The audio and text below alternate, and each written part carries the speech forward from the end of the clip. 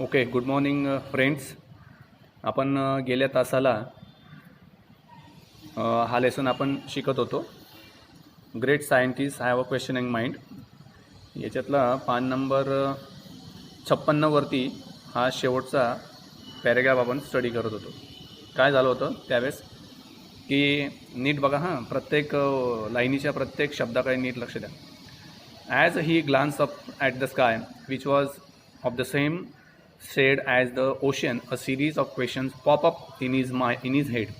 Why are both sea and the sky blue in color? What is the science behind this occurrence? आता दोन शब्द इथे नवीन आलेले आहेत बघा. हा शब्द आहे अकरन्स, अंडरलाईन केली हा, बरोबर. आणि हा एक शब्द आला आहे पॉपअप, लक्षात. आता ज्यावेळेस सी व्ही रामन हे लंडनहून त्या जहाजावरती प्रवास करत होते आणि अचानक त्यांनी आकाशात बघितलं की वरती पण आकाश निळं दिसतं आहे, समुद्राचं पाणी पण निळं दिसतं आहे. तर काय असेल याच्यामागचं विज्ञान, काय असेल याच्यामागचं सायन्स, काय असेल, असे विचार त्यांच्या मनामध्ये येऊ लागले. म्हणजे पॉपअप म्हणजे त्यांच्या मनात सतत डोकावू लागले ते. आणि अकरन्स म्हणजे घटना, की या घटनेमागे काय सायन्स असेल, विज्ञान असेल, असे प्रश्न त्यांच्या मागे येऊ लागले. पुढचं पेज बघा, नीट बघा हां. His mind seemed to suggest that the reason could be the scattering of light by water molecules. However, his theory was yet to be proved scientifically. त्यांच्या मनामध्ये प्रश्न आला की हे जे काही घडलं असेल, समुद्राच्या पाण्याच्या जे अणू असतात आणि म्हणजे सूर्यप्रकाशामुळे ते पाणी तसं प्युअरसर त्यांच्या अणूमुळे, पाण्याच्या अणूमुळे पाणी प्युअरसर दिसत असावं आणि त्याचे अपोजिट रिफ्लेक्शनवरती आकाशात जात असेल, म्हणून समुद्राचं पाणी पण निळं आणि आकाशचं पण निळं दिसत असेल असं त्यांना वाटू लागलं. परंतु सायंटिफिकली अजून त्यांनी हा जो निष्कर्ष काढलेला होता त्याला अजून विज्ञानामध्ये त्यांना सिद्ध करता आलेलं नव्हतं. पुढचा paragraph. When the ship anchored बघा, नवीन शब्द आला anchored. When the ship anchored at Calcutta, the young man immediately went to conduct experiments to prove his theory. जसं कलकत्त्याला त्यांचं जहाज समुद्राला किनाऱ्याला लागलं, अँकर्ड म्हणजे समुद्रकिनारी जहाज लागणे. तर तसेच ते प्रयोगशाळेमध्ये गेलेत. ही जी थिअरी होता, आपला जो सिद्धांत होता, त्यांना जो शोध लावायचा होता तो सिद्ध करण्यासाठी लगेच ते प्रयोगशाळेत गेले. His research in optics, the science of light, रिझल्टेड in the discovery of the Raman effect. आणि पुढे त्यांचा हा शोध त्यांच्या नावानेच प्रसिद्ध झाला, त्याला रामन इफेक्ट असं म्हणतात. आणि पुढे he announce it to the scientific world in March 1928. आणि 1928मध्ये त्यांनी या लावलेल्या सिद्धांताचं त्यांनी डिक्लेरेशन केलं, म्हणजे घोषणा केली. द डिस्कवरी वन हा जो शब्द दिसतोय तुम्हाला, वन पुढे गेला. हा जो वन म्हणजे काय, WON, वन म्हणजे टू विन म्हणजे जिंकणे, वन भूतकाळ आहे त्याचा, V2 आणि त्यांनी the discovery won him the Nobel prize for physics in 1933. 1930मध्ये त्यांनी लावलेल्या सिद्धांताला, त्यांनी लावलेल्या या शोधाबद्दल पदार्थ विज्ञान या विषयामध्ये म्हणजे भौतिकशास्त्रामध्ये त्यांना संपूर्ण जगाचा सर्वोच्च पुरस्कार जो आहे नोबेल प्राईज, ते त्यांना मिळाला. इट वॉज फर्स्ट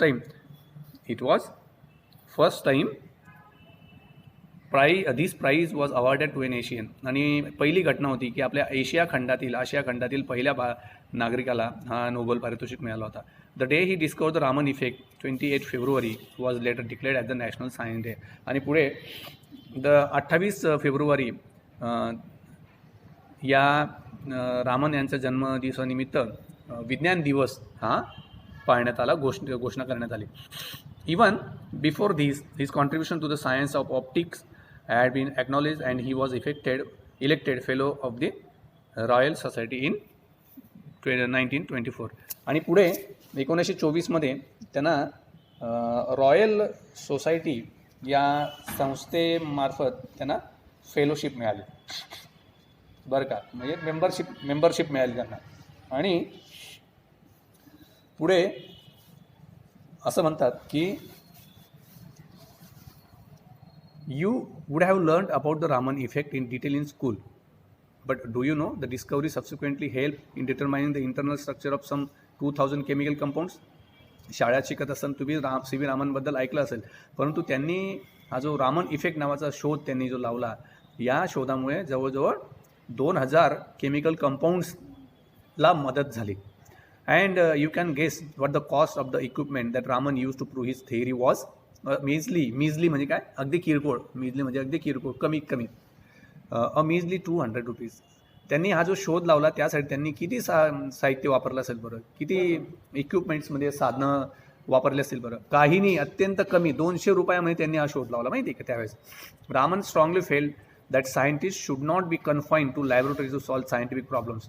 रामन असं म्हणायचे आहेत, त्यांना अगदी मनापासून त्यांना असं म्हणायचे आहेत, कोणत्याही शास्त्रज्ञ असू द्या, त्यांनी केवळ त्यांच्या लायब्ररीपुरता किंवा त्यांच्या प्रयोगशाळेपुरता त्यांनी कोंडून घेऊ नये किंवा स्वतः तिथपर्यंत मर्यादित राहू नये, तर त्याच्या पलीकडे सुद्धा आहे.